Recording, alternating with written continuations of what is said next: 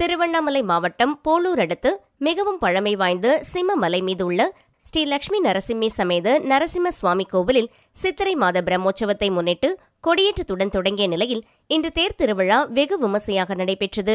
ஸ்ரீ லட்சுமி நரசிம்மர் ஸ்ரீதேவி பூதேவியுடன் தேரில் அமர்த்தப்பட்டு மலையை சுற்றி தேர் வீதி உலா நடைபெற்றது. போளூர் சட்டமன்ற உறுப்பினர் அக்ரி எஸ். கிருஷ்ணமூர்த்தி வடம் பிடித்து தேர் இழுத்தார். அவருடன் ஆயிரக்கணக்கான பக்தர்கள் கலந்து கொண்டு கோவிந்தா, நாராயணா, வெங்கட்ரமணா என சரணகோஷம் எழுப்பி தேரை வடம் பிடித்து இழுத்தனர்.